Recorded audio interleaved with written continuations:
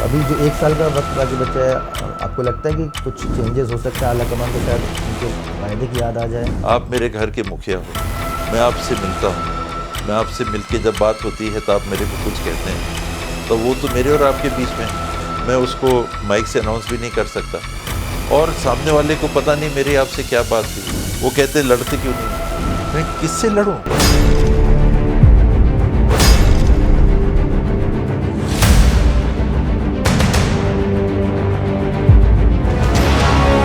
ये है India first communication और आप देख रहे हैं पब्लिक फर्स्ट, सर्वदा भारतीय।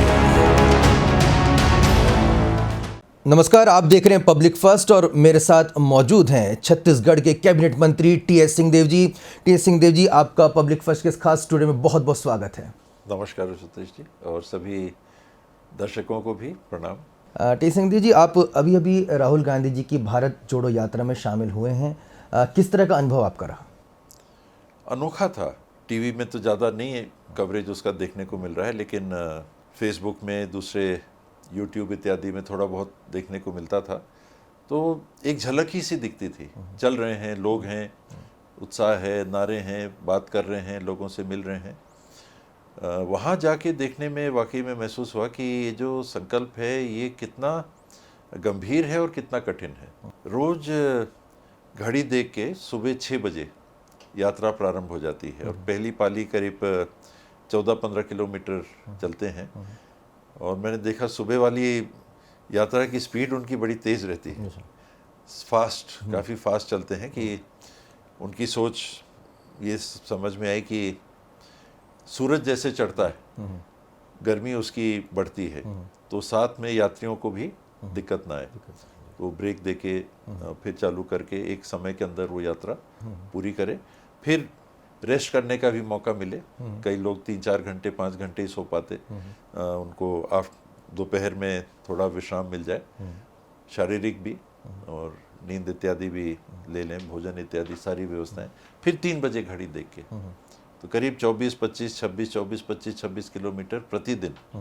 और उसी दरमियान लगातार इंटरेक्शन, सुबह के समय को छोड़ दें, सुबह बस्ती वाले ये लोग कम रहते हैं, पार्टी के साथ ही ज़्यादा रहते हैं, और प्रारंभ होती है यात्रा, लेकिन 15 मिनट आधा घंटे के अंदर इंटरेक्शन चालू हो जाता है सवेरे भी।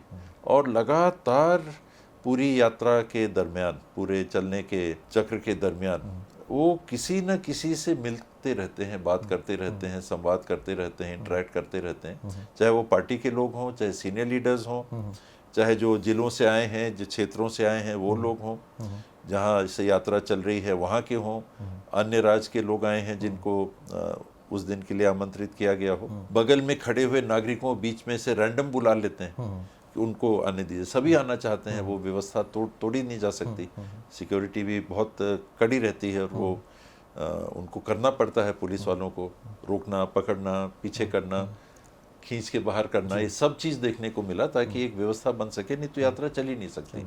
लेकिन जब राहुल गांधी जी के हम देख रहे हैं लगातार यात्रा हो रही है, तो कांग्रेस के भी काफ़ी जो नेता हैं वो आपस में मिल भी रहे हैं। तो मैं वो समझना चाह रहा हूँ कि जितना बता पाएँ कि जब अशोक गहलोत जी और सचिन पायलट जी भी वहाँ पर मिलने गए, उसके बाद काफ़ी बयानबाजी सामने आई एक दूसरे को लेकर। आप और छत्तीसगढ़ के मुख्यमंत्री भूपेश बघेल जी भी इस यात्रा में शामिल हुए हैं। क्या कुछ बातचीत हुई? क्या वो 2.5 साल वाला जो वादा हुआ था, क्या उसको लेकर भी कुछ चर्चा हुई आपकी राहुल गांधी जी को लेकर? इसमें राजस्थान की भी आपने बात की, छत्तीसगढ़ की भी बात की, कर्नाटक में भी परिस्थितियाँ आती थी जी। वहाँ शिव कुमार जी हैं और दूसरे हमारे जो लीडर हैं, हर जगह आपको दिखेगा कि राजनीति में अगर आप हैं, कहीं भी आप हैं, तो एक प्रतिस्पर्धा है। क्रिकेट भी खेल रहे हैं तो आप नहीं खेलते हैं, टीम खेलती है, दूसरी टीम के साथ खेलती है, तो प्रतिस्पर्धा रहती है। राजनीति में भी, बिजनेस में भी, किसी भी फील्ड में भी एक प्रतिस्पर्धा तो रहती है। वो स्वीकार्य और सीमित दायरों में रहे, स्वच्छ दायरों में रहे, ये प्रयास रहता है। जो बुजुर्ग होते हैं या घर के बड़े होते हैं या जिनकी जिम्मेदारी होती है कि इन संस्थानों को प्रबंधित करके चलाएं, जिसमें कि काम अच्छे तरीके से हो सके, चुनौती वो रहती है, आकांक्षाएं रहती हैं, महत्वाकांक्षाएं रहती हैं। इनके अंदर बड़ा जो लक्ष्य है कि सरकार को बेहतर चलाना और अगले बार अच्छा काम करके फिर चुनाव जीतने की स्थिति में आना, इसके बीच में ये सारी बातें होती हैं। तो राजस्थान में भी कुछ अप्रिय परिस्थितियां भी हमको देखने को मिली। उसके बाद कल ही मैं राहुल जी का स्टेटमेंट देख रहा था, तो उनने क्या कहा कि वहाँ है, और उनने कहा कि ये दोनों हमारे एसेट्स हैं, कांग्रेस पार्टी के एसेट्स हैं, दोनों लीडर्स पार्टी के एसेट्स हैं। तो जब हमारा अशोक गहलोत जी और सचिन पायलट जी, क्योंकि उन्हीं के बीच की ये बात आई। नहीं, लेकिन जो बयान जिस तरह से आ रहे हैं, क्योंकि उसका कहीं ना कहीं कनेक्शन जो छत्तीसगढ़ से भी एक जुड़ता है, क्योंकि वही परिस्थिति कामोबेश कहीं ना कहीं छत्तीसगढ़ में भी दिखाई देती है आपकी और भूपेश बघेल जी के बीच में। तो आपको नहीं लगता कि जब राहुल गांधी यात्रा कर रहे हैं, एक मौका है, तो शायद हो सकता है कि आपने बातचीत की हो कि भाई वो वहाँ तो समय बातचीत का नहीं रहता, क्योंकि इतना ज़्यादा इंटरेक्शन जिस मार्ग से आप चल रहे हैं और वहाँ के लोगों से इंटरेक्ट करने की प्राथमिकता रहती है, ये बातें उस प्राथमिकता में नहीं है। लेकिन एक संदेश सबके लिए रहता है कि जब देश के बेहतरी के लिए हमारे लीडर इतने बड़े संकल्प को लेके निकल पड़े हैं, तो हम लोग को भी अपने गिरेबानों में झांक के देखना चाहिए कि ना केवल उनके लिए, हमारे लीडर के लिए, अपने सबके लिए भी, पार्टी के लिए भी, और बड़ा देश के लिए, हमको हम लोग प्रदेश के हैं तो प्रदेश के लिए ऐसी परिस्थितियां बनानी चाहिए जिसमें कि लक्ष्य के प्रति बाधाएं कम से कम आए। लक्ष्य मतलब लोगों को मदद करना। चाह रहे हैं कि जिस पोजीशन के लिए आप कंटेंट कर रहे हैं, अब आप उसके लिए अब आप प्रेशर नहीं करेंगे, नहीं बोलेंगे, आप ये कहना चाह रहे हैं? कंटेंशन वाली बात नहीं है। सीएम के पोस्ट के लिए अपनी दावेदारी को क्या आप पीछे हट रहे? पहले भी मैंने ये कहा कि जब चुनाव हुए तो 4 लोगों को दिल्ली बुलाया गया। मैंने कोई पहल नहीं की थी मुख्यमंत्री में मेरा नाम आए उसके लिए, ऐसा मौका ही नहीं लगा। जब नेता प्रतिपक्ष की बात हो रही थी तो जरूर हम लोग सीनियर लीडर से मिले थे, हाईकमांड से भी मिले थे कि मौका मिले तो काम करना चाहेंगे। मौका, निर्णय आया, जिसको जो जो जवाबदारी मिली हम लोगों ने वो निभाई। तो इसमें तो वो भी करने का मौका नहीं आया। चुनाव हुए, चुनाव के परिणाम आए, और मेरे ख्याल से 11 तारीख को चुनाव के रिजल्ट डिक्लेयर हुए थे, 11 दिसंबर को।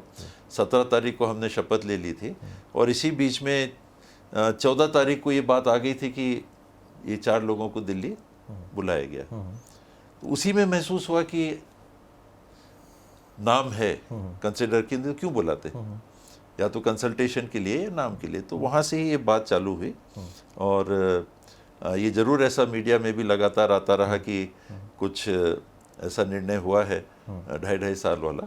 लेकिन 2.5 साल 17 जून 2021 को पूरे हुए। निर्णय हाईकमांड का ये रहता है, उनने उसको, अगर ऐसा कोई निर्णय था तो उसको स्वरूप में नहीं लाए। निर्णय था कि नहीं था, अब ये मैं कहने के लिए स्वतंत्र तो नहीं हूँ। ये बातें रहीं मीडिया में, ये बातें रहीं, और वो हुआ नहीं वैसा नहीं।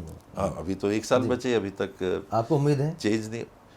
उम्मीद उस नाते तो हमेशा रहती है, किसी भी व्यक्ति को दिमाग खुला रखना चाहिए, संभावनाएं बनी रहती हैं। लेकिन टारगेट मैं पहला लेके चलता हूँ कि जो काम है उसको मेरे को अच्छे से अच्छा पूरा करना है।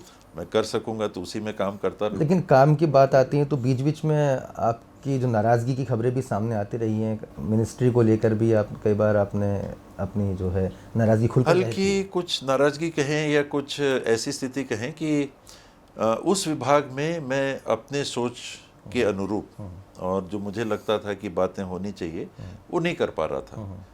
तो मुझे लगा कि उन परिस्थितियों में मुझे उस विभाग में फिर नहीं बने रहना चाहिए। और बिंदु थे, मैंने लिख के भी नहीं कर पा रहे आप या करने नहीं दिया। सिक्के के पहलू होते हैं, तो कुल मिला के काम नहीं कर पा रहा था जी। तो उन परिस्थितियों में और गंभीर मुद्दे थे जी। उसमें मुझे लगा कि मैं समझौता एक सीमा का, हम लोग जिस जीवन में रहते हैं कई समझौते करते हैं, राजनीति में हैं, काम करते हैं, इसमें भी कई समझौते करते हैं अपनी मंशा के, अपने विचारों। आप तो यहाँ समझौता कर रहे हैं, लेकिन दूसरी ओर एक बार फिर से सरगुजा राजघराने की ज़मीनों की जो जांच की फाइल्स खुल चुकी हैं। हाँ, ये बचकाना कहें, अपरिपक्व कहें, गैर जिम्मेदाराना कहें या उचित नहीं कहें, ये उचित भी नहीं है। जिन बातों की, होता क्या है इस मामले में कि आज 130-40 करोड़ भारतीयों में गिने चुने लोगों को मालूम भी होगा कि ये रियासतें क्या थीं और वो क्या व्यवस्था बनी थी जब देश आज़ाद हुआ था। मैं खुद उसके बाद जन्मा, मेरा जन्म 1952 का है, 1947 में देश आज़ाद हो गया था। हम लोग एक राजघराने के आज प्रतिनिधि हैं, अब वो राज वगैरह तो सब लीन हो गए देश में, लेकिन उस परिवार के प्रतिनिधि होने के नाते मुझे भी बहुत सारी जानकारियां नहीं थी, कानूनी व्यवस्थाएं क्या हैं, प्रावधान क्या हैं इत्यादि। पिताजी थे, वो सब देखते थे, उनकी जानकारी में था। उनकी मृत्यु के बाद मम्मी ने हम लोग मैं भोपाल में ही था उस समय, मम्मी ने एक किताब दी, एक वकील की लिखी हुई किताब थी, ये राजाओं के केसेस इत्यादि के संदर्भ में, और कहा कि इसको देखना, पढ़ लेना।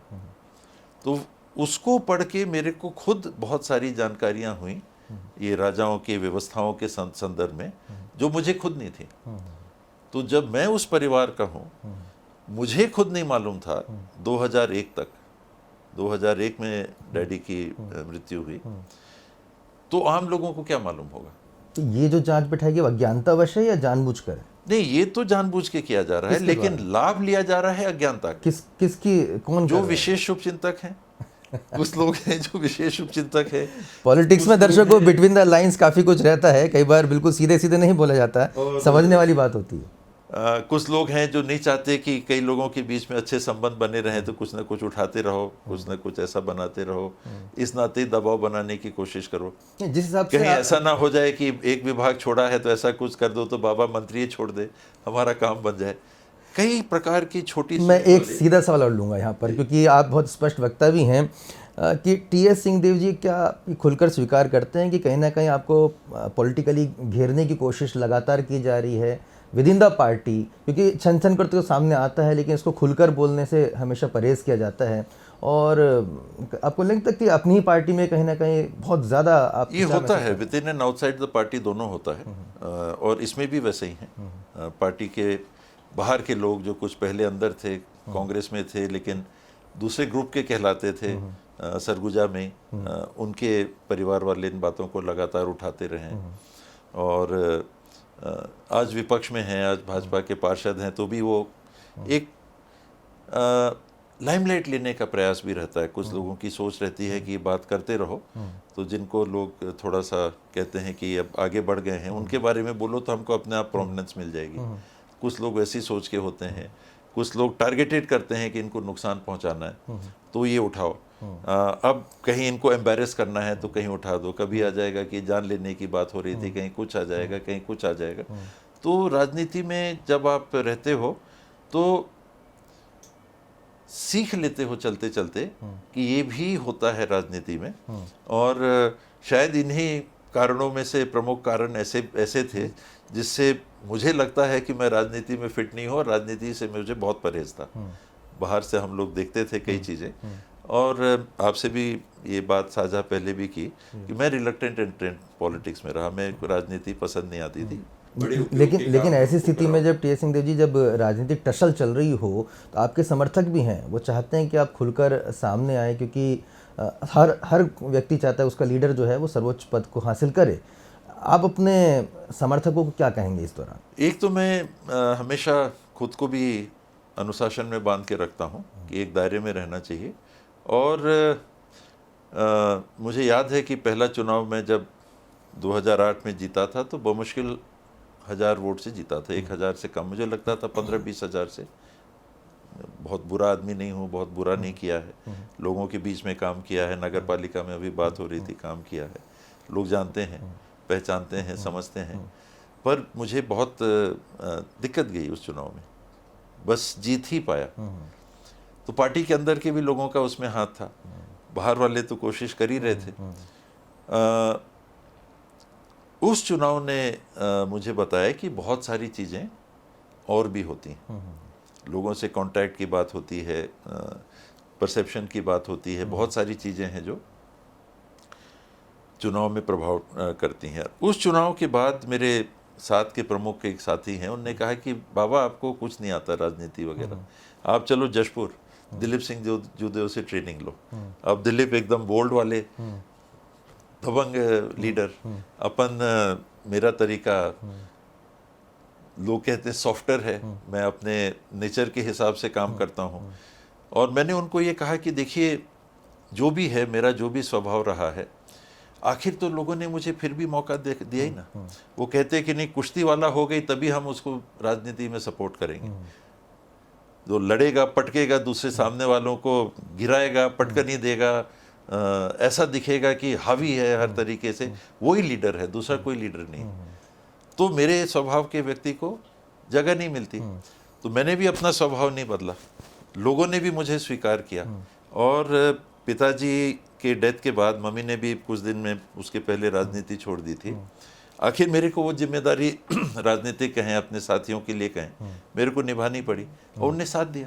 लेकिन बाबू आपको नहीं लगता कि आपका यही जो सॉफ्ट जो स्वभाव है या विनम्र जो स्वभाव है, उसकी वजह से कहीं ना कहीं अब जो राजनीतिक विरोधी हैं वो आप पे हावी हो जाते हैं, जो लोग या आपको जो हक मिलना चाहिए जैसा वो आप नहीं हासिल कर पाते? दिलीप सिंह जूदेव का ही उदाहरण लीजिए, बोल्ड माने जाते थे, मुख्यमंत्री बने नहीं बन पाए, उनकी पार्टी के अंदर भी षड्यंत्र थे और भी षड्यंत्र थे, जो भी रहा हो या परिस्थितियां थी, वो बने नहीं बने।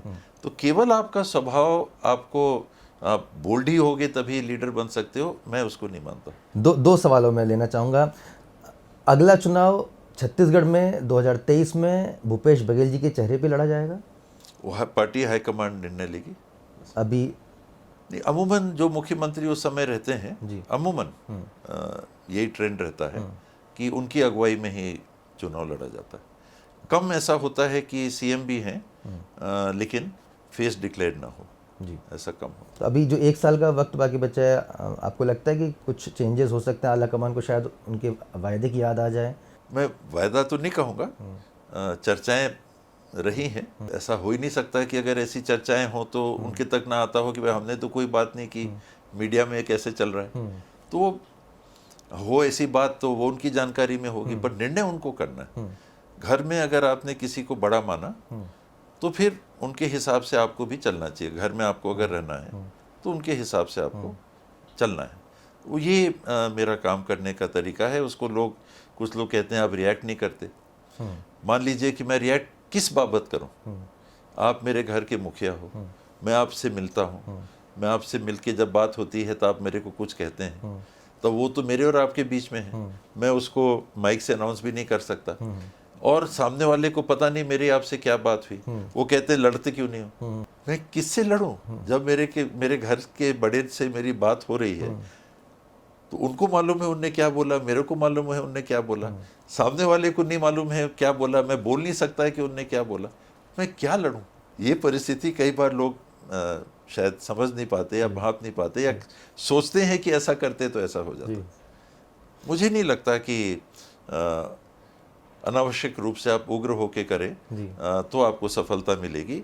लोगों का रिस्पांस आपके प्रति क्या है वो हाईकमांड को ना पता चले या सीनियर्स को ना पता चले, ये कठिन है, लेकिन फिर भी वो निर्णय लेते हैं कि ऐसा है। नहीं, बड़ी बड़ी मुश्किल का दौर है। ये भी समझना चाहेंगे कि जब ऐसी स्थिति बन रही हो और जहाँ पर एक कैबिनेट मंत्री जो कि कहीं ना कहीं दावेदार भी हैं मुख्यमंत्री पद के लिए, उनको अपना विभाग छोड़ने की स्थिति में आना पड़ रहा है या आपके खिलाफ जांच बैठ रही है, ज़मीनों को लेकर जांच बैठ रही है, ऐसी स्थिति में आपको लगता है कि जब आप 2023 के इलेक्शन के लिए जब पहुंच रहे होंगे तो उस समय सबसे बड़ा संकट आपको खुद को ही राजनीतिक घात और प्रतिघात से बचाने का होगा, षड्यंत्रों से बचाने का होगा सबसे पहले? हमेशा रहता है राजनीति में, ये तो रहता ही है। दुर्भाग्यपूर्ण पहलू राजनीति का है और मेरा असहज होना राजनीति में कि उसके एक प्रमुख कारणों में भी यही है।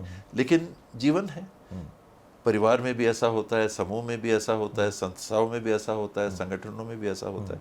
तो कोई ऐसी चीज़ नहीं है कि राजनीति में नया कुछ हो रहा है और ये खुले आंख से आदमी जान समझ के इसमें भागीदार, जानते समझते हुए भागीदार बनता है कि पार्टी के अंदर भी ग्रुप्स रहते हैं और वो ग्रुप्स भी कभी कभी किसी एक दूसरे को सपोर्ट नहीं करते या नुकसान पहुंचाने की कोशिश, ये हर दल में होता है। मैंने हर दल की राजनीति में देखा है, कोई कांग्रेस की राजनीति की विशेषता हो ऐसा नहीं है, क्योंकि जीवन का स्वरूप है, भाई भाई में होता है, बाप बेटे में हो जाता है, माँ बेटे में हो जाता है, लेकिन बाबा साहब, भाई बहन में हो ये जाता है। जनता भी जानना चाहिए, खासतौर पर छत्तीसगढ़ की जनता ही जानना चाहिए कि बिल्कुल मैं स्पष्ट शब्दों में पूछूंगा आपसे कि क्या भाई विभाग में आपकी चल रही है नहीं चल रही है, मुख्यमंत्री जी सारी फाइलें रोक देते हैं? स्वास्थ्य विभाग में तो मेरे को कोई अड़चन ऐसी नहीं आई। पंचायत में भी हम लोगों ने कई उपलब्धियां हासिल की। कोरोना के समय भी ऐसे भी आप देखें, मनरेगा में हम लोगों ने बहुत अच्छे काम किए, परिणाम दिए। उस समय पलायन होके लोग आ रहे थे, जब वापस आ रहे थे उस समय उनकी व्यवस्था करना। PMJSY की सड़कों में नेशनल लेवल में टॉप रहा छत्तीसगढ़। हमको अवार्ड्स मतलब बोनसेस भी दिए सेंट्रल गवर्नमेंट ने, और जितना काम मांगा कि हमारा टारगेट इतना था हमने पूरा कर लिया, तो और दीजिएगा, तो उन्होंने और दिया। तो अच्छे काम भी पंचायत विभाग में हुए।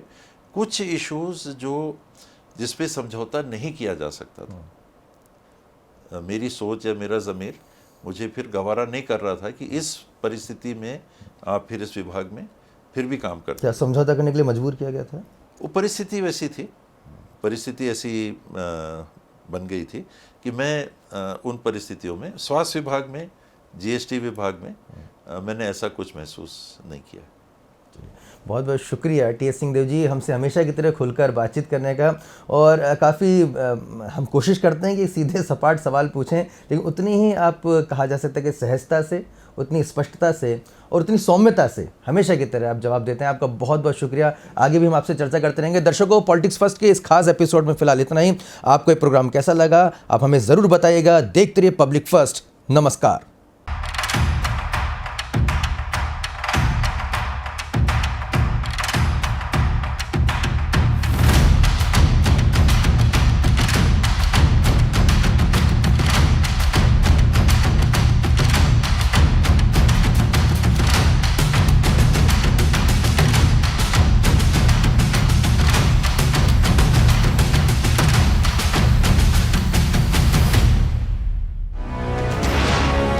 ये है इंडिया फर्स्ट कम्युनिकेशन और आप देख रहे हैं पब्लिक फर्स्ट, सर्वदा भारतीय।